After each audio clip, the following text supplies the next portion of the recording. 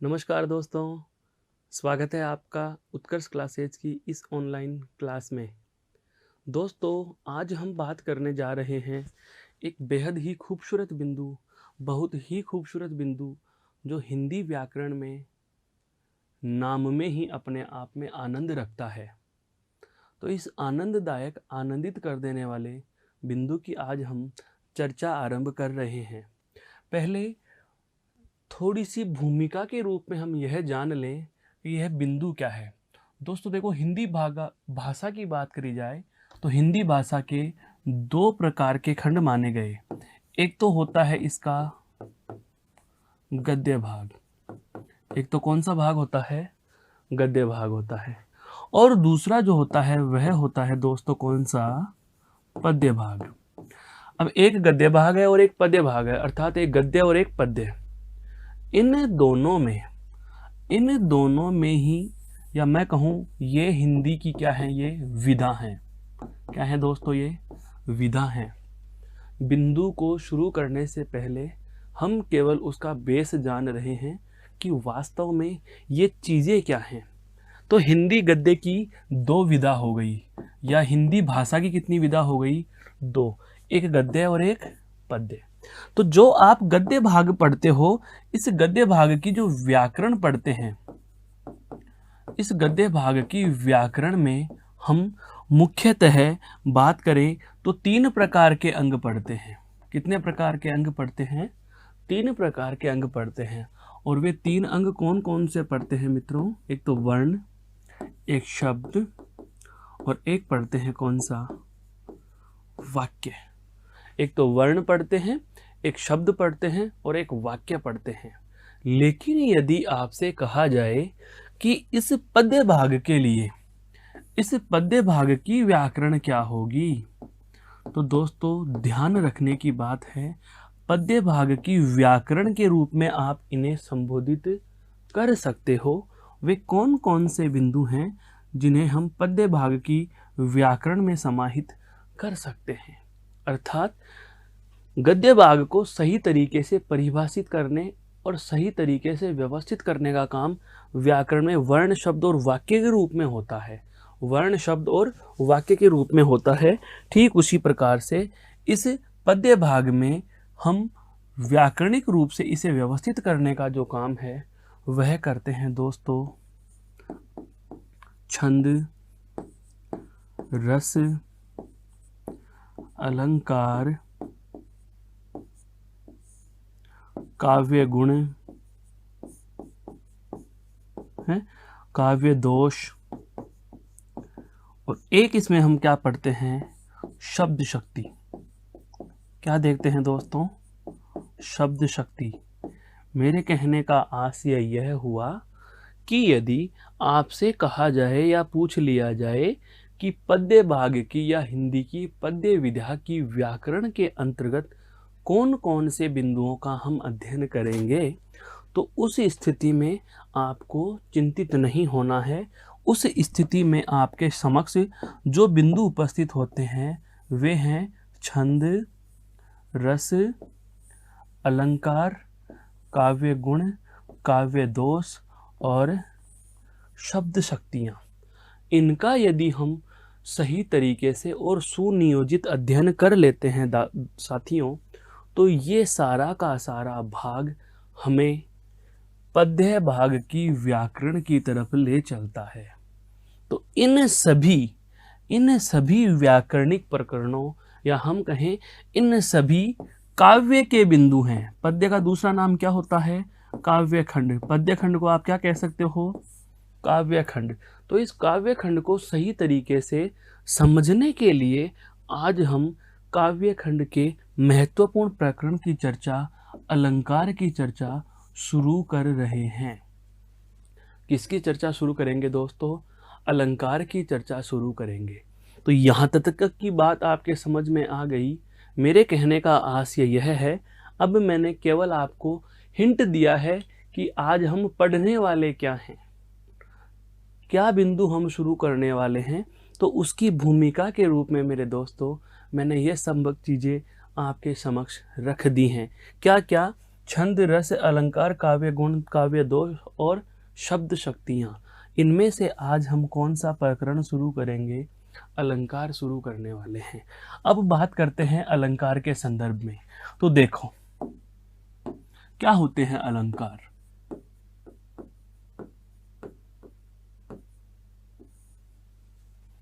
सबसे पहले इस शब्द से संबंधित चर्चा ही कर ली जाती है। अलंकार क्यों आए हिंदी में, इनकी आवश्यकता क्यों पड़ी हिंदी में। तो ध्यान रखना, जैसे कि एक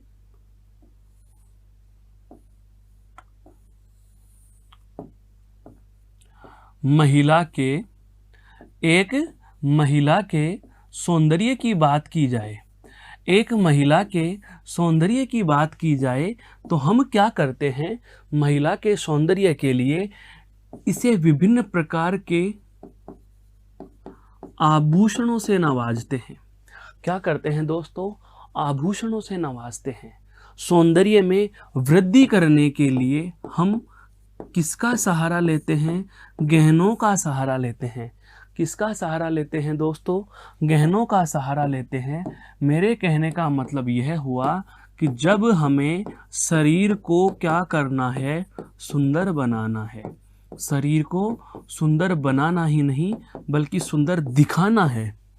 ध्यान देना, शरीर तो जैसा बना हुआ है वैसा ही बना हुआ है, लेकिन सामने वाले को वह सुंदर दिखे, देखने वाले की नज़र में उसमें सौंदर्यता दिखे, तो उसके लिए हम क्या करते हैं? आभूषणों या गहनों का प्रयोग कर लेते हैं और उससे हमारी शारीरिक शोभा बढ़ जाती है। क्या कर जाती है? शारीरिक शोभा में श्री वृद्धि कर लेते हैं। ठीक इसी प्रकार से अलंकारों की सहायता से भी क्या किया जाता है? शोभा की जाती है। क्या की जाती है दोस्तों? शोभा की जाती है। अब शोभा किसकी करेंगे? एक बार बहुत अच्छा प्रश्न परीक्षा में पूछ लिया गया, क्या कुरूप स्त्री को गहनों से शोभित किया जा सकता है? दोस्तों सोचनीय प्रश्न है, क्या कुरूप स्त्री को गहनों से शोभित किया जा सकता है? तो इसका जवाब सदैव नहीं होगा। कहने का मतलब यह है कि यदि कुरूप है, शरीर ही कुरूप हो गया, बेढंगा हो गया, तो आप उस पर कितने ही आभूषण क्यों न टांग दो, उसके सौंदर्य में, उसके शोभा में वृद्धि नहीं हो सकती। ठीक उसी प्रकार से अब ध्यान रखना, इसी के सिमिलर हम काव्य में चल रहे हैं। कहाँ चल रहे हैं? काव्य में चल रहे हैं। काव्य का मतलब यह हुआ कि छंदों की जो रचनाएं होती हैं, अर्थात हम बात करें कविताओं की जो रचनाएं होती हैं, आपने देखा होगा जैसे दो पंक्तियां होती हैं, बीच में अल्प विराम भी लगा हुआ होता है, दो पंक्तियों के मध्य अल्प विराम भी लगा देते हैं। और इस प्रकार से कबीर के दोहे हमने पढ़े, रहीम के दोहे हम पढ़ते हैं, बिल्कुल रसखान मीरा के पद हम पढ़ते हैं। तो हम उनमें देखते हैं कि जो पद होते हैं, बहुत सारे ऐसे पद हैं जिन्हें पढ़ते ही हमें आनंद मिलता है।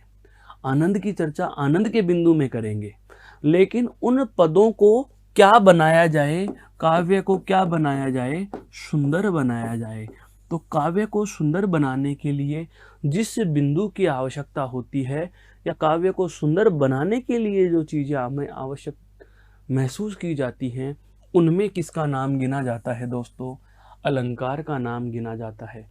कहने का मतलब अलंकार का कार्य काव्य में वही है जो, बिल्कुल अलंकार का काव्य वही काम वही है काव्य में जो गहनों का कार्य शरीर के साथ है। शरीर के सुंदरता की शोभा बढ़ाने के लिए हम गहने धारण करते हैं, उसी प्रकार काव्य की शोभा बढ़ाने के लिए हम किसका उपयोग करेंगे? अलंकारों का उपयोग करेंगे। शाब्दिक विवेचन की दृष्टि से भी अगर हम देखें तो देखो, अलंकार के शब्द का हम विवेचन पढ़ें तो ये अलंकार जो शब्द है वह अलम योग कार से बनता है। किससे बनता है? अलम योग कार से बनता है। कहने का आशय यह हुआ, अलम का मतलब होता है शोभा और कार का शाब्दिक अर्थ है दोस्तों करने वाले, शोभा करने वाले। अलम योग कार अर्थात शोभा करने वाले। तो परिभाषा हम क्या बना देंगे, अलंकार की परिभाषा क्या बन जाएगी दोस्तों कि काव्य की शोभा करने वाले तत्व, काव्य की शोभा करने वाले तत्व, काव्य की शोभा करने वाले तत्व अलंकार कहलाते हैं।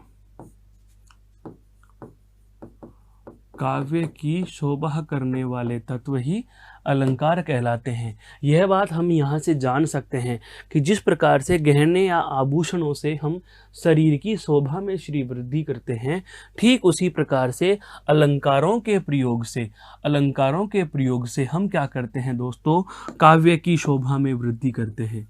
क्या करते हैं, काव्य की शोभा में वृद्धि करते हैं। अर्थात कविता को सुंदर बनाने वाले जो भी तत्व होते हैं उन्हें क्या कहा जाता है दोस्तों, तो उन्हें हम क्या कहेंगे, अलंकार कहेंगे।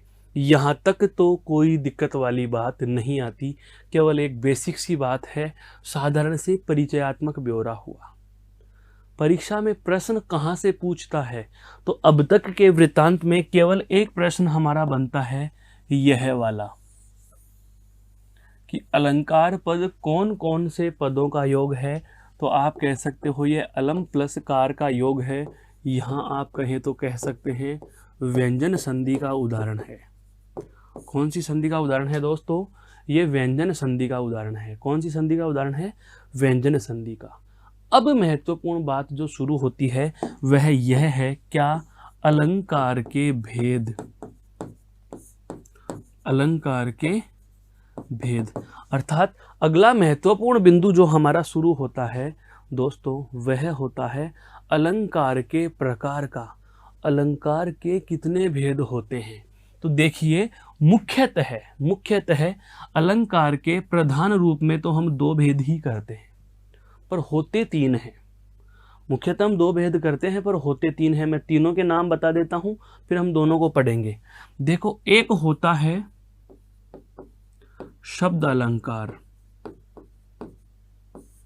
एक होता है अर्थालंकार। एक क्या होता है दोस्तों, अर्थालंकार। और आपको यत्र तत्र यह भी देखने को मिलेगा एक प्रकार उभयालंकार। क्या मिलेगा दोस्तों, उभयालंकार मिलेगा। कहने का आशय यह हुआ कि अलंकार के भेद की बात पूछ ली जाए कि अलंकार के प्रकार कितने होते हैं, तो परीक्षा में आपको यदि विकल्प में 3 दिया हुआ है तो आप 3 को टिक करके आ जाना, आप 3 को टिक करके आ जाना। लेकिन इसके साथ पुनः कह देता हूं कि प्रधान रूप से देखा जाए तो अलंकार के केवल 2 ही भेद हैं, और वे कौन से हैं, एक है आपका शब्द अलंकार और एक है कौन सा, अर्थ अलंकार। दोनों चीजें समझ में आई। तो यहां तक की बात एक बार आप गौर से देख लीजिए स्लाइड को, फिर हम बढ़ेंगे दोस्तों आगे।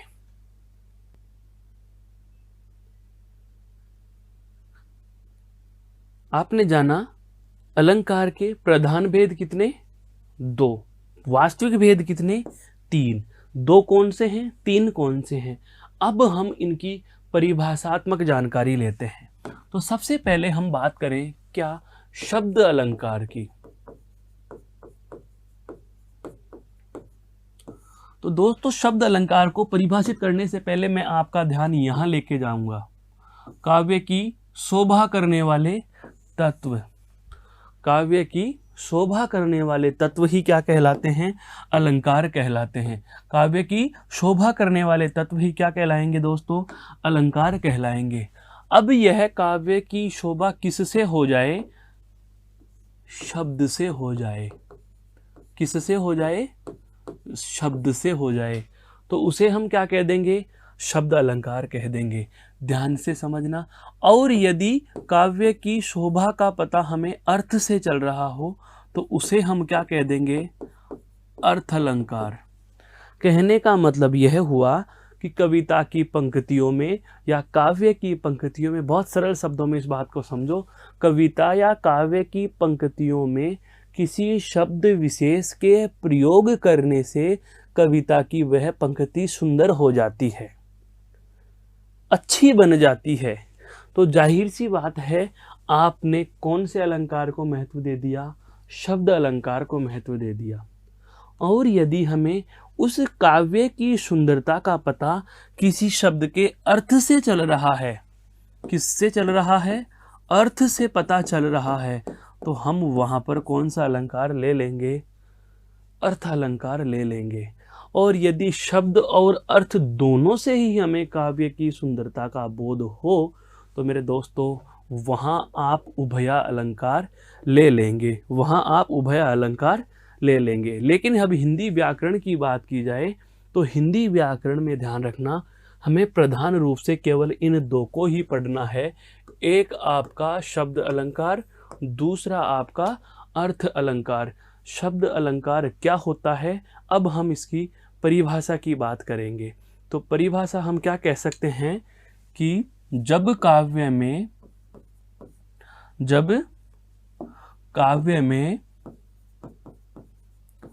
चमत्कार किससे उत्पन्न होगा? शब्द से। तो जब काव्य में किसी शब्द विशेष के प्रयोग से, जब काव्य में किसी शब्द विशेष के प्रयोग से चमत्कार उत्पन्न हो, चमत्कार उत्पन्न हो, तो उसे शब्द अलंकार कहते हैं। मतलब समझ में आया दोस्तों मैंने क्या कहा? कहने का आशय यह है कि यदि किसी शब्द विशेष के प्रयोग से काव्य में चमत्कार उत्पन्न होता है तो उसे आप शब्द अलंकार कह सकते हैं।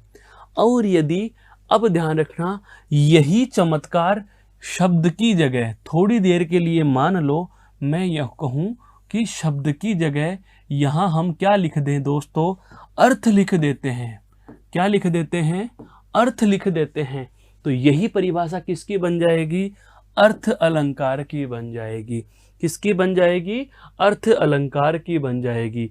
मेरे कहने का मतलब समझ में आया? कहने का मतलब यही हुआ दोस्तों कि यदि काव्य में किसी शब्द विशेष के प्रयोग से चमत्कार उत्पन्न होता है तो उसे शब्द अलंकार कहते हैं। सर परीक्षा में प्रश्न किस तरीके से आएगा, यहाँ से जानना जरूरी है दोस्तों। आपको स्टेटमेंट दिए जाते हैं, कथन दिए जाते हैं, एज इट इज कथन आया हुआ है बहुत बार, क्या कि यदि किसी शब्द विशेष के प्रयोग से काव्य में चमत्कार उत्पन्न होता हो तो उसे कौन सा अलंकार कहा जाएगा? उसे हम क्या कहेंगे? शब्द अलंकार कहेंगे दोस्तों। क्या कहेंगे? शब्द अलंकार कहेंगे। कहने का मतलब यह हुआ कि यदि काव्य में किसी शब्द विशेष के प्रयोग से चमत्कार उत्पन्न होता है तो वहाँ क्या हो जाएगा? शब्द अलंकार। और यदि हम कहें जब काव्य में अर्थ के कारण, किसी शब्द के अर्थ के कारण, इसको ऐसे भी लिख सकते हो, जब काव्य में किसी शब्द के अर्थ के कारण चमत्कार उत्पन्न हो,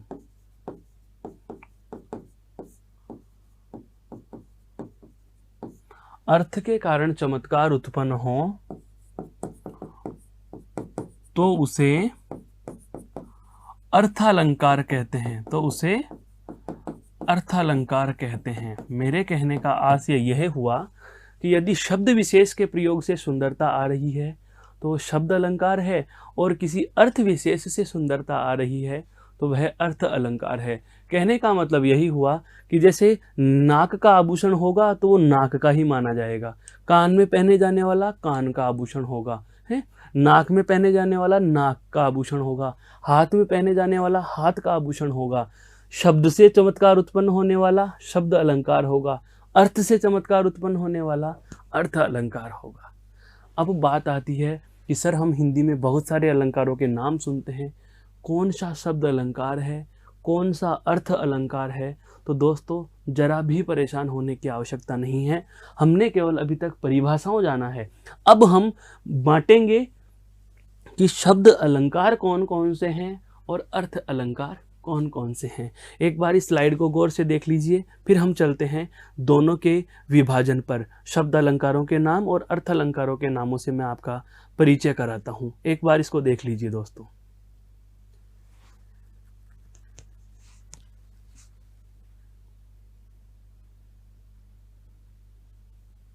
यहां तक समझ में आया?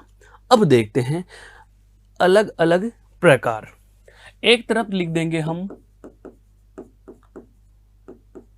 शब्द अलंकार, एक तरफ तो क्या लिख देंगे दोस्तों, शब्द अलंकार, और एक तरफ लिख देंगे अर्थ अलंकार। जानकारी के लिए बता देता हूं, शब्द अलंकारों की संख्या कम है लेकिन बहुत महत्वपूर्ण है। शब्द अलंकारों की संख्या कम है लेकिन बहुत महत्वपूर्ण है। कौन कौन से हैं वो बता देता हूं। शब्द अलंकार में सबसे पहला नाम जो अलंकारों में सबसे ज्यादा प्रिय है, कौन सा? अनुप्रास। कौन सा नाम दोस्तों? अनुप्रास। उसके बाद हम बात करें तो दोस्तों आपका आता है यमक। कौन सा आता है? यमक। उसके बाद हम बात करें तो महत्वपूर्ण अलंकार है सारे के सारे ये, श्लेष। और एक और नाम आता है दोस्तों जो सिर्फ विषय विशेष के संदर्भ में पूछा जाता है, वक्रोक्ति। कहने का मतलब यदि आपसे पूछा जाए कि शब्द अलंकार कौन कौन से हैं तो अनुप्रास, यमक, श्लेष और वक्रोक्ति अलंकार का नाम यदि आपको कहीं मिलता है तो वो कौन से अलंकारों में चले जाएंगे? शब्द अलंकारों में। कहने का मतलब यह हुआ कि काव्य की पंक्ति में यदि इनमें से कोई भी अलंकार मिलेगा तो कोई न कोई शब्द का प्रयोग महत्व रखता है। उस शब्द का उस पंक्ति में लिखा जाना इस अलंकार का कारण बन जाता है। अभी हम एक एक को विस्तार से पढ़ेंगे जब इनके उदाहरण भी लेंगे। केवल अभी हम इनका विभाजन कर रहे हैं, क्लासिफिकेशन कर रहे हैं, इनको हम बांट रहे हैं। तो अर्थ शब्द अलंकार में तो कौन कौन से आ गए? एक तो आ गया आपका अनुप्रास, दूसरा आ गया यमक, तीसरा आ गया श्लेष, चौथा आ गया वक्रोक्ति। अब हमें बात करें यदि अर्थ अलंकार की, तो देखो अर्थ अलंकार में सबसे पहला अलंकारों का राजा जिसे कहा जाता है वह कौन सा है दोस्तों? उपमा। कौन सा अलंकार है? उपमा। उसके बाद कौन सा है? रूपक अलंकार। कौन सा अलंकार दोस्तों? रूपक अलंकार है। उसके बाद हम बात करें जैसे असंगति अलंकार। ऐसे नाम जो आपने बहुत कम सुने होंगे। असंगति अलंकार। कौन सा अलंकार दोस्तों? असंगति। जैसे अलंकार आता है उदाहरण अलंकार। कौन सा आता है दोस्तों? उदाहरण अलंकार। जैसे आता है दृष्टांत। कौन सा अलंकार आता है? जैसे दृष्टांत आता है। जैसे अलंकार आता है दोस्तों संदेह है, आप कह सकते हो भ्रांतिमान। कौन सा अलंकार दोस्तों? भ्रांतिमान। अलंकार आता है जैसे विभावना। विभावना। एक महत्वपूर्ण अलंकार आता है आपका जैसे उत्प्रेक्षा। कौन सा आता है दोस्तों? उत्प्रेक्षा। और जैसे आप लिख सकते हो उत्प्रेक्षा के बाद आप लिख सकते हो जैसे मानवीकरण। कौन सा अलंकार दोस्तों? मानवीकरण अलंकार। जैसे आप लिख सकते हो दोस्तों अतिशयोक्ति। कौन सा अलंकार दोस्तों? अतिशयोक्ति। अर्थात अतिशय प्लस उक्ति, अतिशयोक्ति अलंकार। तो ये कुछ मैंने आपके सामने नामोल्लेख किए हैं, इन्हें गौर से देखिए कि शब्द अलंकार कौन कौन से हैं और अर्थ अलंकार कौन कौन से हैं। शब्द अलंकारों के लिए मैं फिर से कह देता हूँ, शब्द अलंकारों की संख्या कम है लेकिन महत्व ज़्यादा है। ये चारों के चारों नाम हमें ध्यान रखने हैं। इन चारों में से प्रश्न कैसे पूछता है वो देखिए। बहुत बार परीक्षा में प्रश्न आ गया, निम्न में शब्द अलंकार है। निम्न में शब्द अलंकार है। अब हमें यह पता होना चाहिए कि शब्द अलंकार कौन कौन से हैं और अर्थ अलंकार कौन कौन से हैं। विकल्प बना रहा हूं मैं, निम्न में शब्द अलंकार पूछ रहा हूं, और शब्द अलंकार में पूछ लिया मैंने रूपक, उत्प्रेक्षा, यमक और अनुप्रास। तो दोस्तों ऐसी स्थिति में अब आपको यह देखना है कि इनमें से शब्द अलंकार कौन सा है। तो शब्द अलंकार कौन सा है? अनुप्रास है। फिर इसी में प्रश्न को थोड़ा सा और कठिन बना सकता है। और कैसे बना सकता है प्रश्न को कठिन? शब्द अलंकार नहीं है, निम्न में शब्द अलंकार नहीं है, और इन तीन विकल्पों को बदल दे। इन तीन विकल्पों की जगह दे दिया उसने, एक नाम यहां दे दिया यमक, एक नाम यहां दे दिया श्लेष, और एक नाम यहां उसने लिख दिया मानवीकरण। तो दोस्तों अब हमारे प्रश्न का जवाब बदल जाएगा। कैसे? शब्द अलंकार नहीं है। अब जो शब्द अलंकार नहीं है तो जाहिर सी बात है वह क्या है? अर्थालंकार है। क्या है वो? अर्थालंकार है। तो अर्थालंकार की बात करनी है। अर्थालंकार में देखो अनुप्रास भी शब्द है, श्लेष भी शब्द है, यमक भी शब्द है। यहाँ पर हमारा विकल्प क्या हो जाएगा? मानवीकरण हो जाएगा।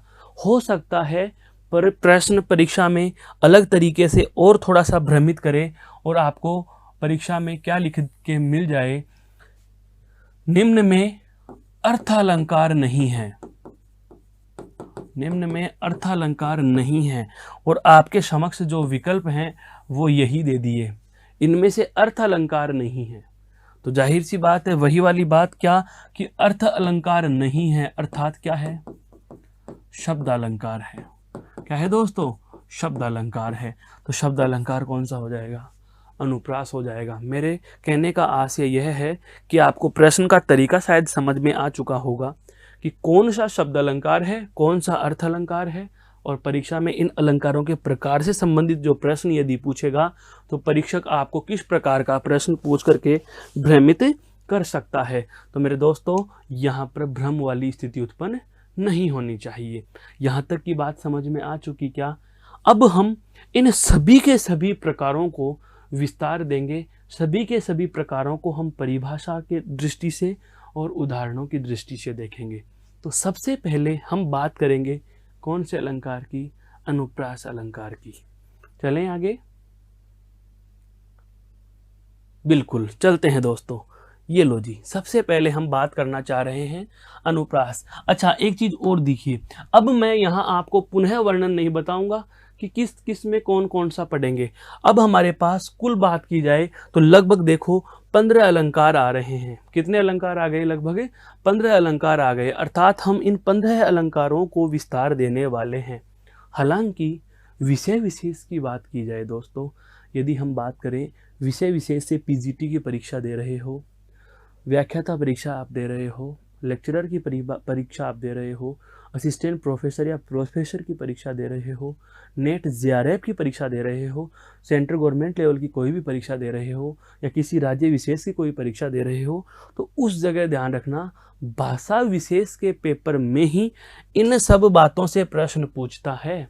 यदि आपका कोई स्थानीय बोर्ड का परीक्षा का पाठ्यक्रम है जिसमें प्रश्न की संख्या केवल 1 दे रखी है, इसमें प्रश्न की संख्या, जैसे एक छोटे से अधीनस्थ बोर्ड की बात करें यूपीपीएसएससी में, यूपीपीएसएससी में क्या है? लेखपाल या लेखा अधिकारी का जो पेपर होता है उसमें केवल 25 प्रश्न हिंदी व्याकरण के आने होते हैं, और उन 25 प्रश्न हिंदी व्याकरण में आपके 25 अंकों के प्रश्नों में लगभग 15 बिंदु हैं सिलेबस के। हर बिंदु से एक एक प्रश्न भी उठाए तो 15 प्रश्न हो सकते हैं। ज़्यादा से ज़्यादा किसी एक बिंदु को 2 प्रश्न का वेटेज मिल सकता है। अब 2 प्रश्नों के लिए ये सारा का सारा वृत्तांत नहीं पूछता, क्योंकि ये विषय विशेष की बातें हैं। उस जगह फिर क्या होता है, वो बेसिक सा बेस पूछता है। जैसे अलंकारों के प्रकार पूछ लिए, या कौन सा अलंकार शब्द अलंकार है, कौन सा अलंकार अर्थ अलंकार है। इस प्रकार के छोटे प्रश्न बनते हैं, बेसिक से प्रश्न बनते हैं। विषय विशेष के अनुसार हम एक अलंकार विशेष में घुसकर पढ़ते हैं। तो दोस्तों आपको ध्यान रखना है कि किस तरीके से आपको ये अलंकारों के प्रश्नों का सामना करना पड़ सकता है। तो अब हम बात करते हैं सबसे पहले जो हमारा पहला प्रकार अलंकारों में कौन सा, अनुप्रास। अनुप्रास अलंकार।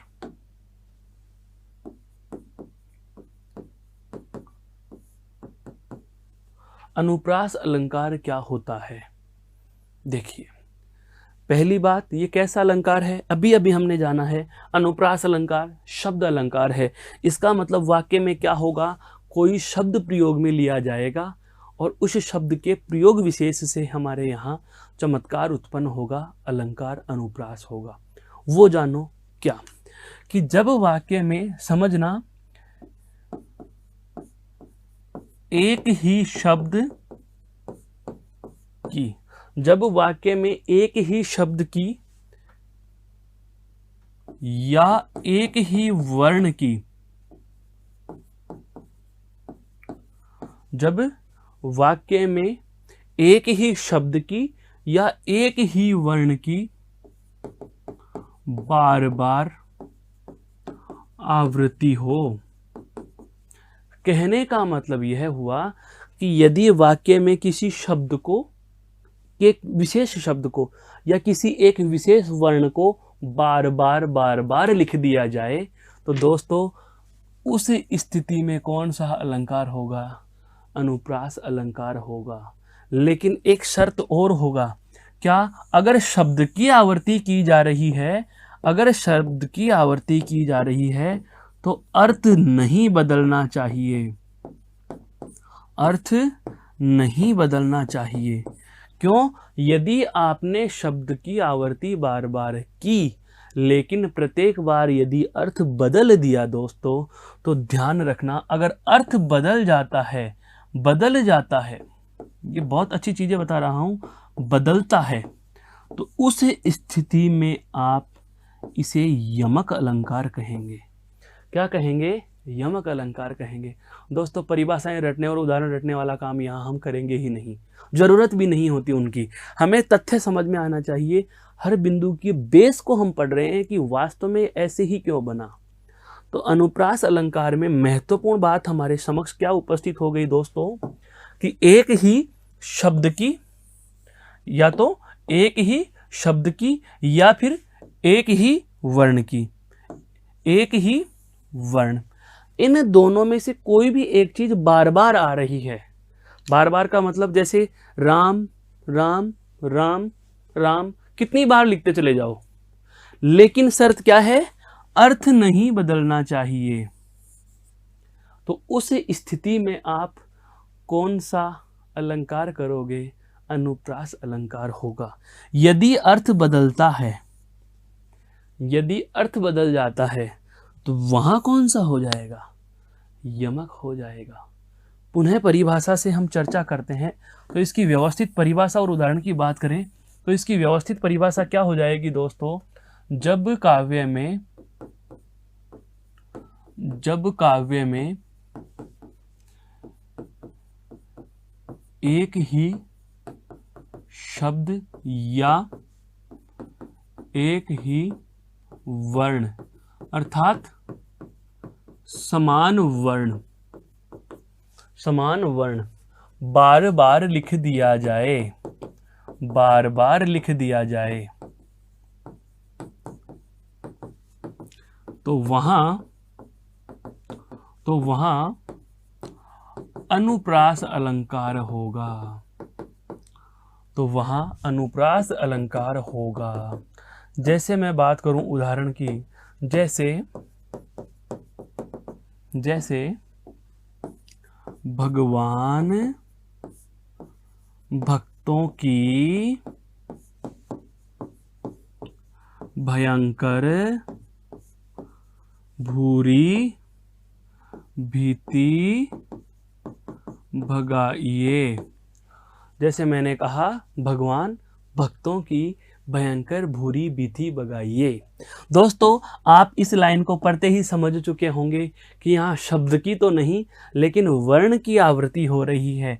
भय वर्ण, भय वर्ण, भय वर्ण, भय वर्ण, भय वर्ण और भय वर्ण। अर्थात हम यह कह सकते हैं कौन से वर्ण को, भय वर्ण को बार बार लिख दिया गया। भय वर्ण को बार बार लिख दिया गया। कहने का आशय यही हुआ कि जब काव्य में किसी शब्द की या किसी एक वर्ण विशेष की बार बार आवृत्ति हो जाती है दोस्तों, तो उस स्थिति में वहाँ कौन सा अलंकार होगा? अनुप्रास अलंकार होगा। अनुप्रास अलंकार होगा। बहुत अच्छे से इस बात को समझ लीजिए। अनुप्रास अलंकार कहाँ होगा? जैसे आता है, और उदाहरण समझो। जैसे अलंकार आ जाए, राम नाम रटते रहो, राम नाम रटते रहो, राम नाम में सब सुख हैं, राम नाम में सब सुख हैं। ये लो भाई, राम नाम रटते रहो, राम नाम में सब सुख हैं। अब यहां पर आपसे पूछा जाए कि बताइए वर्ण की आवृत्ति है या शब्द की आवृत्ति है, तो आप कहोगे कि सर राम, राम, नाम और नाम। आवृत्ति हो गई, एक से अधिक बार लिख दिया। क्या इस राम का और इस राम का अर्थ अलग अलग है? नहीं है। नाम और नाम का अर्थ अलग अलग है? नहीं है। तो जब किसी वर्ण की है, जब किसी वर्ण की, यहां पर तो क्या हुआ, राम और नाम शब्द को बार बार लिखा गया, को बार बार लिखा गया। तो यदि किसी वर्ण की या किसी शब्द की बार बार आवृत्ति हो या बार बार लिख दिया जाए, तो ऐसी स्थिति में कौन सा अलंकार होगा? अनुप्रास अलंकार होगा दोस्तों। कौन सा अलंकार होगा? अनुप्रास अलंकार होगा। आशा करता हूं ये समझ में आया होगा। इसे एक बार गौर से देख लीजिए, फिर हम अगले प्रकार पर चलेंगे।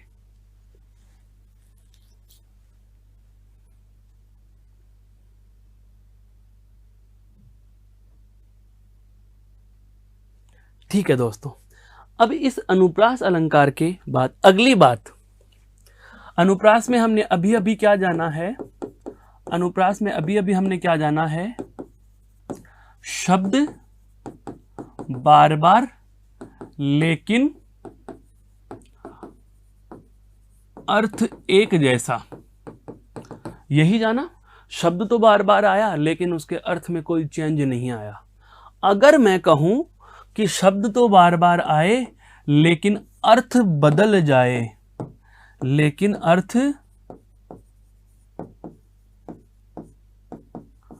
अर्थ बदल जाए, तो क्या होगा?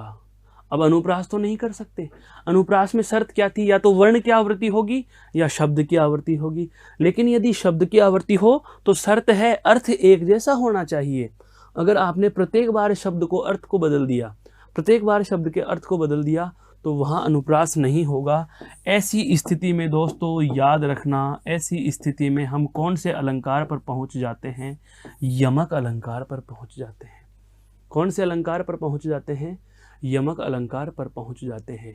कहने का मतलब यह हुआ कि यदि किसी शब्द की बार बार आवृत्ति हो और प्रत्येक बार उसका अर्थ बदल जाता है, प्रत्येक बार उसका अर्थ बदल जाता है, तो वहाँ यमक अलंकार होता है। समझ में आया मेरे दोस्तों? तो यमक अलंकार की हम परिभाषा की बात करेंगे। क्या? यमक अलंकार दूसरा आपका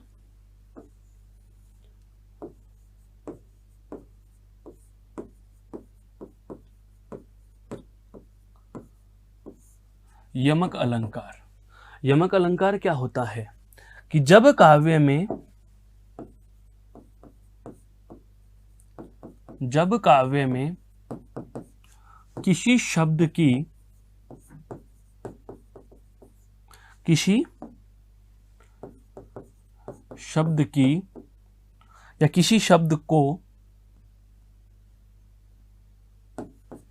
बार बार लिख दिया जाए, किसी शब्द को बार बार लिख दिया जाए और प्रत्येक बार, महत्वपूर्ण चीज यह है, और प्रत्येक बार अर्थ भिन्न भिन्न हो। यह महत्वपूर्ण शर्त है, अर्थ भिन्न भिन्न हो, अर्थ भिन्न भिन्न हो, तो वहां यमक अलंकार होगा, तो वहां यमक अलंकार होगा। मेरे कहने का आशय यह है दोस्तों कि जब काव्य में एक शब्द, जैसे मान लीजिए कोई शब्द यह है, इस शब्द को मैंने 2 बार लिख दिया, यहां पर भी कोई शब्द था, फिर मैंने वापस से यहां लिख दिया, 2 बार लिख दिया, और प्रत्येक बार अर्थ क्या हो, यहां अलग अर्थ, अर्थ अलग है, यहां पर अर्थ अलग है, और यहां पर अर्थ अलग है। उदाहरण से समझें इसको। जैसे मैंने कहा कि काली घटा का घमंड घटा, काली घटा का घमंड घटा। समझ में आया मेरा कहने का आशय क्या था?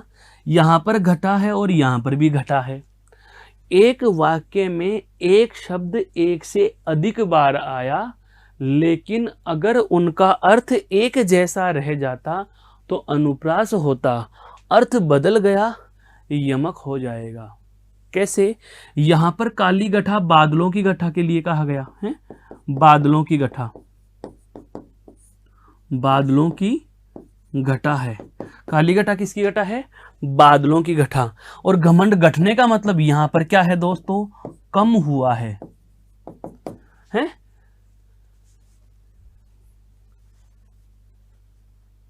कम हुआ है, कम। घमंड घटा, काली घटा, घटा घटा 2 बार लिख दिया, पहले घटा में अलग और दूसरे घटा में अलग। 3 बेर खाती थी वो 3 बेर खाती है, नगन जड़ाती थी वो नगन जड़ाती है। 3 बेर खाती थी, क्या खाती थी दोस्तों? 3 बेर।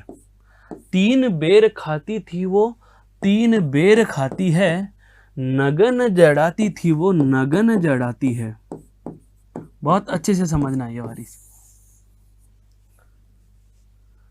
जब बादशाह औरंगजेब की हालत शिवाजी की वजह से खराब हो जाती है, तो जो रंग महल की रानियां थी उनके लिए कहा गया है, बहुत ही अच्छा पद, बहुत ही अच्छा है क्या? 3 बेर की, जो रानियां 3 बार खाती थी, बेर का मतलब यहां पर है बार, टाइम, जो एक दिन में 3 टाइम खाना खाती थी वो 3 बेर खाती है। बोर नाम का एक विशेष फल होता है दोस्तों, जो झाड़ियों में लगता है, बोर नाम का जो फल है वो। तो बेर नाम का जो फल है, जो रानियां 3 बार खाना खा रही थी, आजकल वो 3 बेर खा करके अपना टाइम गुजार रही हैं, अपना समय व्यतीत कर रही हैं, अपने बुरे दिनों को निकाल रही हैं। नगन जड़ाती थी वो नगन जड़ाती हैं, जो अपने कपड़ों में, अपने जो वेशभूषा के पोशाक में नगीने जड़ाया करती थी, वो नगन जड़ाती हैं, अर्थात उनके पास अब तन ढकने के लिए भी पर्याप्त कपड़े नहीं रह रहे हैं। समझ में आ चुका होगा दोस्तों मेरे कहने का आशय क्या है, कि जब काव्य पंक्ति में या जब वाक्य में एक ही काव्य पंक्ति में कोई शब्द अधिक बार आता है और प्रत्येक बार उसका अर्थ बदल जाता है, तो वहाँ यमक अलंकार होगा। यह बात आप जान चुके होंगे। एक बार इस स्लाइड को गौर से देख लीजिए, फिर हम इसी से संबंधित एक और बात जानेंगे।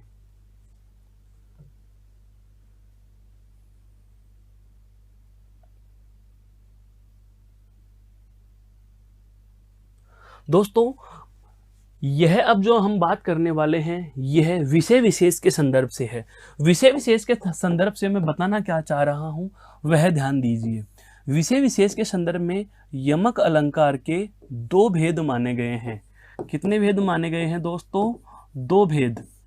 कितने भेद माने गए हैं? 2 भेद माने गए हैं। एक होता है आपका अभंग यमक और एक होता है दोस्तों सभंग यमक। है तो यमक अलंकार ही, पर एक नाम क्या आ गया अभंग, एक नाम क्या आ गया सभंग। इन दोनों का अंतर समझ लो, फिर इनकी कोई परिभाषा का मतलब नहीं रह जाएगा। अभंग का मतलब क्या होता है, ए और भंग। भंग यानी टुकड़ा, कि जब टुकड़ा नहीं करे, किसी शब्द का टुकड़ा बिना किए ही उसका अलंकार हम निकाल रहे हैं, शब्द के चमत्कार को पहचान रहे हैं, तो वहां कौन सा होगा, अभंग यमक होगा। जैसे यहां देखो घटा और घटा, इन दोनों शब्दों में हमें किसी भी शब्द को तोड़ने की आवश्यकता नहीं पड़ी, और बिना तोड़े ही हम इनके चमत्कार को पहचान पा रहे हैं, इनके चमत्कार को समझ पा रहे हैं। तो दोस्तों यह अभंग यमक होगा। कौन सा होगा, अभंग यमक होगा। अर्थात शब्द के टुकड़े बिना किए ही, शब्द के टुकड़े बिना किए ही अगर उसके चमत्कार को स्पष्ट कर दिया जाए, या उनका चमत्कार हमारे समझ में आ जाता है, चमत्कार प्रदर्शित हो जाता है, तो उस स्थिति में कौन सा होगा, अभंग यमक। दूसरा महत्वपूर्ण प्रकार जो है इसका दोस्तों, वह क्या है, सभंग यमक। कौन सा है, सभंग यमक। सभंग यमक में क्या होता है, हमें शब्द का टुकड़ा करना पड़ता है, हमें शब्द का टुकड़ा करना पड़ता है दोस्तों। सभंग, सभंग का मतलब क्या होता है, स यानी साथ में, भंग यानी टुकड़ा। टुकड़ा करने के साथ में हमें चमत्कार उत्पन्न होगा। अर्थात यमक अलंकार निकालने के लिए हमें किसी न किसी शब्द का टुकड़ा करके देखना पड़ता है। एक लाइन लिख रहा हूं, उदाहरण से इस बात को समझना। क्या है कि यों पर्दे की इज्जत परदेसी के हाथ बिकानी थी, है पर्दे की इज्जत, पर्दे की इज्जत परदेसी के हाथ बिकानी थी, परदेसी के हाथ बिकानी थी। पर्दे की इज्जत परदेसी के हाथ बिकानी थी। यहां पर पर्दे शब्द लिखा हुआ है, और यहां पर क्या लिखा हुआ है, परदेसी। तो इसका चमत्कार निकालने के लिए परदेसी, यहां पर दूसरा देश के, तो यहां हमें शब्द का टुकड़ा करके इसका चमत्कार निकालना पड़ा। यहां बिना टुकड़ा किए हमें चमत्कार समझ में आ रहा है। तो जब किसी शब्द के चमत्कार को समझने के लिए हमें किसी अन्य काव्य पद का या अन्य काव्य में प्रयुक्त पद का टुकड़ा करना पड़े, भंग करना पड़े, तोड़ना पड़े उसे, तो उसे कहा जाता है दोस्तों सभंग यमक। क्या कहा जाता है दोस्तों, सभंग यमक। क्या कहा जाता है, सभंग यमक कहा जाता है। दोनों को अगर आप अलग अलग तरीके से भी देखना चाहें, तो जैसे हम बात करें सभंग यमक की, देखो यों पर्दे की इज्जत परदेसी के हाथ बिकानी थी। परदेसी, पर्दे और पर्दे, कहने का मतलब यही हुआ कि जब किसी शब्द को भंग करके, जब किसी शब्द को भंग करके चमत्कार समझा जाए या चमत्कार देखा जाए, तो वहां कौन सा होगा दोस्तों, सभंग यमक होगा। कौन सा होगा दोस्तों, सभंग यमक होगा। और यदि बात करें अभंग यमक के उदाहरण की, तो देखो अभंग जो यमक है वो क्या है, अभंग यमक का ए का मतलब नहीं, और भंग का मतलब टुकड़ा। जब हम टुकड़ा नहीं करेंगे, अर्थात किसी शब्द को बिना तोड़े, किसी शब्द को बिना तोड़े उसके चमत्कार को स्पष्ट कर दिया जाए, तो वहां क्या हो जाएगा, अभंग यमक हो जाएगा। तो पर वारो उर्वशी सुन राधी के सुजान, कि हे राधा तुम पर तो उर्वशी स्वर्ग की जो अप्सरा है वह भी न्योछावर है। तू मोहन के उर्वशी, यहां पर हृदय में बसना, मोहन के हृदय में बसना, यहां पर अप्सरा से अर्थ ले लिया गया, और यहां पर क्या है, हृदय में बसी है उर्वशी समान। उर्वशी हृदय के ऊपर रहने वाली, अर्थात इस उर्वशी का मतलब है माला से। किससे लिया गया, माला से। कहने का मतलब यह हुआ दोस्तों कि एक ही शब्द वाक्य में 3 बार प्रयुक्त हो गया, उर्वशी उर्वशी उर्वशी, लेकिन प्रत्येक बार अर्थ इसका क्या रहा है, भिन्न रहा है, और बिना शब्द को तोड़े ही हमें इसका अर्थ प्रतीत हो रहा है। तो ऐसी स्थिति में हम यहाँ यमक अलंकार कर लेंगे। आशा करता हूँ यह आपके समझ में आया। इसे एक बार गौर से देख लीजिए, फिर चलते हैं हम अगली चर्चा पर।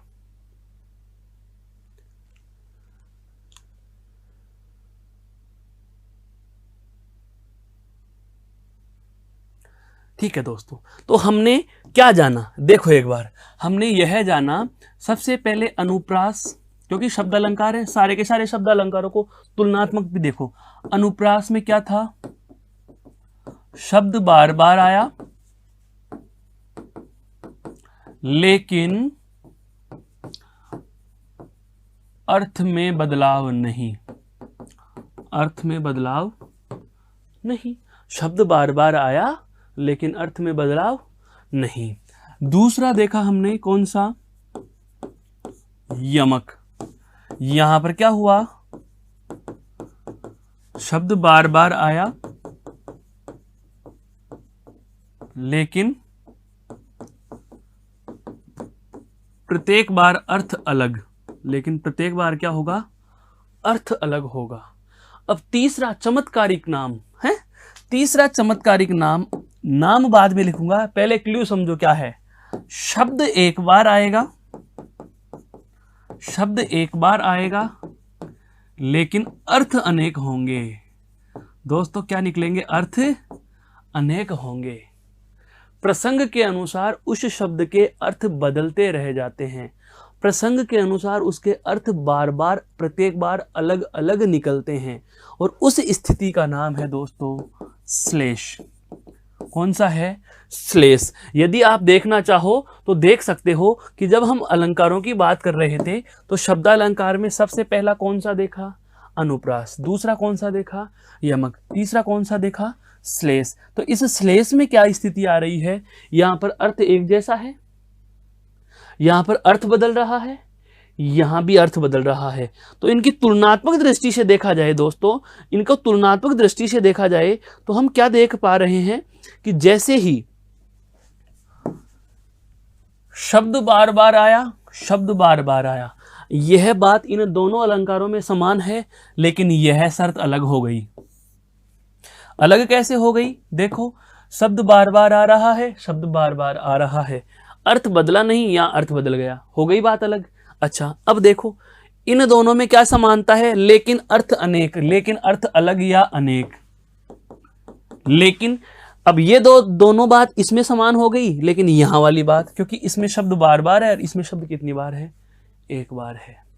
कहने का मतलब यह हुआ कि अलंकार अनुप्रास, यमक और श्लेष, ये तीनों एक जैसी स्थितियां हैं, है तो शब्द अलंकार ही, तो जाहिर सी बात शब्दों का खेल है सारा। तो अनुप्रास में शब्द बार बार आएगा, अर्थ भी प्रत्येक बार समान रहेगा। यमक में शब्द बार बार आएगा, अर्थ बदलता चला जाएगा। और श्लेष में क्या होगा, शब्द एक बार आएगा, अर्थ बदलता चला जाएगा। जैसे पानी गए न उबरे, मोती मानस चून, मोती मानुष चून। अब यहां पर इस पानी का अर्थ, जो ये जल है, इस जल का अर्थ, जल का जो पर्यायवाची पानी शब्द है, इस पानी का अर्थ जो है वह प्रसंग अनुसार अलग अलग है। मोती के संदर्भ में इस पानी का मतलब है स्वाति नक्षत्र का पानी, है स्वाति नक्षत्र का पानी, स्वाति नक्षत्र की बूंद है। मनुष्य के लिए पानी का मतलब है उसकी वैल्यू या उसकी इज्जत से, और आटे के लिए सादा पानी का मतलब है केवल जल। पानी गए न उबरे, पानी के बिना इन तीनों का कोई महत्व नहीं है। मैं कहूं अगर मोती, स्वाति नक्षत्र का जल नहीं है तो मोती नहीं बनेगा। यदि मनुष्य की इज्जत नहीं है तो मनुष्य का महत्व खत्म, और यदि आटे में जल नहीं मिलाया तो आटा हवा के साथ उड़ जाता है। कहने का मतलब इन तीनों का अस्तित्व किसके साथ है, संदर्भ अनुसार पानी के साथ है, संदर्भ अनुसार पानी के साथ है। कहने का मतलब यह हुआ कि श्लेष अलंकार में शब्द तो एक ही बार आया है, पानी तो एक ही बार आया है, लेकिन अर्थ अनेक, अर्थ अलग अलग हो गए। इस पानी शब्द का मतलब ही है स्वाति नक्षत्र की बूंद, इस पानी का मतलब ही इज्जत, और इसी पानी का मतलब क्या हो गया दोस्तों? जल हो गया। तो अगला जो हमारा प्रकार है वह कौन सा हो जाएगा? श्लेष अलंकार।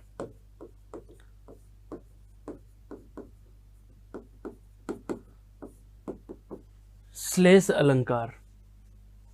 और श्लेष अलंकार में क्या होगा? जब काव्य में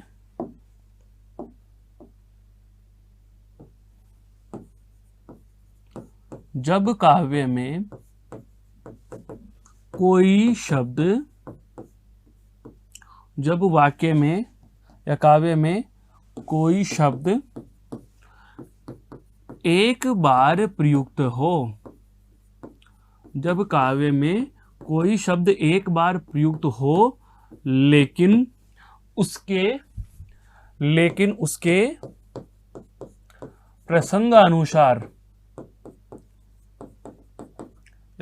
प्रसंगानुसार अर्थ अलग अलग हों,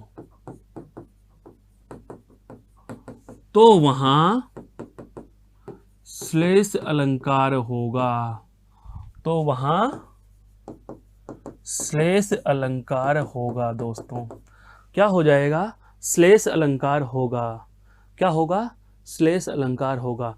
मेरे कहने का आशय यह है कि जब काव्य में कोई शब्द एक बार प्रयुक्त हो रहा हो, जब काव्य में कोई शब्द एक बार प्रयुक्त हो रहा हो लेकिन उसके प्रसंगानुसार अर्थ अलग अलग होते चले जाएं, प्रसंग के अनुसार अर्थ अलग अलग बदलते चले जाएं, तो ऐसी स्थिति में वहां हम कौन सा अलंकार कह देंगे? श्लेष अलंकार हो जाएगा, श्लेष अलंकार मान लेंगे। जैसे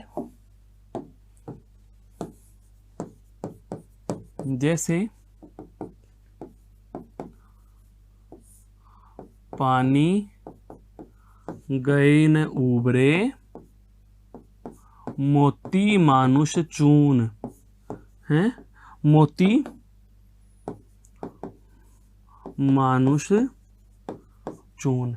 पानी के बिना न मोती का महत्व है, न मनुष्य का महत्व है, और न ही आटे का महत्व है।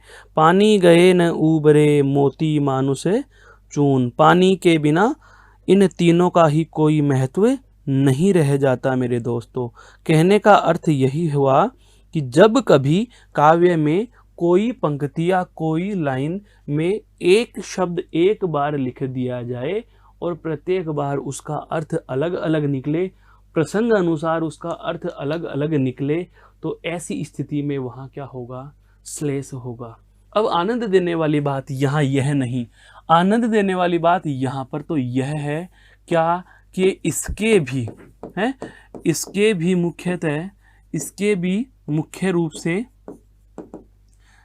भी मुख्यतः दो भेद हैं। कितने भेद हैं दोस्तों? दो भेद हैं। और दो भेद कौन कौन से हैं? वही एक नाम आता है आपका अभंग श्लेष और एक नाम आ जाता है आपका शभंग श्लेष। तो एक नाम तो क्या आ जाएगा? अभंग श्लेष, और दूसरा नाम क्या आ जाएगा? सभंग श्लेष। दूसरा नाम क्या आ जाएगा? सभंग श्लेष। कहने का आशय यही हुआ कि श्लेष अलंकार तो होगा, लेकिन उस शब्द का अर्थ निकालने के लिए यदि शब्द को तोड़ना नहीं पड़े, जैसे यहाँ तोड़ना नहीं पड़ रहा, यह अभंग श्लेष है, लेकिन यदि किसी शब्द को तोड़ करके उसके अलग अलग अर्थ निकालते हैं तो ऐसी स्थिति में क्या हो जाएगा? आपका सभंग श्लेष हो जाएगा। जैसे हम उदाहरणों से देखेंगे। अभंग श्लेष क्या कह रहा है कि बिना किसी शब्द को तोड़े या बिना शब्द तोड़े अर्थ अलग अलग हों, हैं? अर्थ अलग अलग हों तो कौन सा होगा? तो अभंग श्लेष होगा। तो अभंग श्लेष होगा। जैसे चरण धरत चिंता करत, पांव धरने से पहले ही चिंता कर लेते हैं। कौन कौन से? चितवत चारों ओर, और चारों ओर देख लेते हैं चितवत चारों ओर, सुवर्ण ही ढूंढत फिरे, कवि कामी अरु चोर। कवि, कामी और चोर, ये तीनों ही क्या ढूंढ रहे हैं? सुवर्ण। कवि के संदर्भ में यहां पर है सुंदर वर्ण, सुवर्ण है, अर्थात सही वर्ण की बात करी जा रही है। कवि तो क्या ढूंढता है? सही वर्ण की तलाश में रहता है ताकि काव्य सही लिखा जा सके। हैं कामी, काम वासना से भरा व्यक्ति क्या सोचता है? सुवर्ण अर्थात सुंदर स्त्री। किसकी तलाश में है? सुंदर स्त्री की तलाश में है। और चोर, सुवर्ण का मतलब स्वर्ण अर्थात सोना उसे चाहिए। है चरण धरत चिंता करत, चितवत चारों ओर, सुवर्ण ही ढूंढत फिरे, कवि कामी और चोर। कवि, कामी और चोर, कवि, कामी और चोर। कवि के संदर्भ में सुवर्ण का मतलब है सुवर्ण या सही वर्ण, कामी के मतलब में है सुंदर स्त्री, और चोर के संदर्भ से कहा गया है क्या? स्वर्ण या सोना। पानी गए न उबरे, मोती मानुषे चून, की पानी के बिना न मोती का महत्व होगा, न मनुष्य का महत्व होगा, और न ही चून का महत्व होगा। यह कौन से में था? अभंग श्लेष में। यदि हम बात करें सभंग श्लेष की, तो सभंग श्लेष में देखो क्या कहा था मैंने? शब्द को तोड़कर, हैं शब्द को तोड़कर प्रसंगानुसार अलग अलग अर्थ, प्रसंगानुसार अलग अलग अर्थ निकाले। प्रसंग के अनुसार शब्द को तोड़ करके हम अलग अलग अर्थ निकाल रहे हैं। जैसे चिर जीवो जोरी जुरे, क्यों न स्नेह गंभीर, को घाटे ए वृष भानुजा, वे हलधर के वीर। वृष भानुजा या वृष भानुजा के अलग अलग अर्थ ले लिए। क्या क्या ले लिए वृष भानुजा के अर्थ? देखो, एक तो है वृषभ योग अनुजा, वृषभ योग अनुजा। वृषभ का अर्थ क्या होता है? बैल। और अनुजा का मतलब क्या है? छोटी बहन। अनुजा का मतलब क्या होगा दोस्तों? छोटी बहन, अर्थात गाय। किससे संदर्भ ले लिया गया? गाय से। है और एक इसका अलग अर्थ हम बात करें तो वृषभानु प्लस जा। वृषभानु कौन? राजा थे। हैं और जा यानी पुत्री। राजा वृषभानु की पुत्री कौन थी दोस्तों? यहां राधा थी। कहां? राधा। तो एक पंक्ति में तो यहां गाय का अर्थ लिया गया, एक पंक्ति में, एक अर्थ में इसका अर्थ राधा से ले लिया गया। मेरे कहने का आशय यही है कि श्लेष अलंकार में, इतनी बड़ी रामायण में न जाकर हम सीधा सा यह कह दें कि प्रसंग के अनुसार अर्थ अलग अलग हों, प्रसंग के अनुसार अर्थ अलग अलग हों दोस्तों, तो उस स्थिति में आपका श्लेष अलंकार हो जाएगा। उसके बाद हमने इसके एक बेसिक सी बात की, और वह कौन सी थी? इसके दो भेद होते हैं। कितने भेद होते हैं? दो भेद होते हैं। तो आशा करता हूँ यह शब्द अलंकार के जो हम 3 प्रकार पढ़ चुके हैं आपके समझ में आए होंगे। अगली वार्ता में, अगली कक्षा में हम चर्चा करेंगे अगले अलंकार के प्रकार पर। तब तक के लिए आपका धन्यवाद। जय हिंद, जय भारत।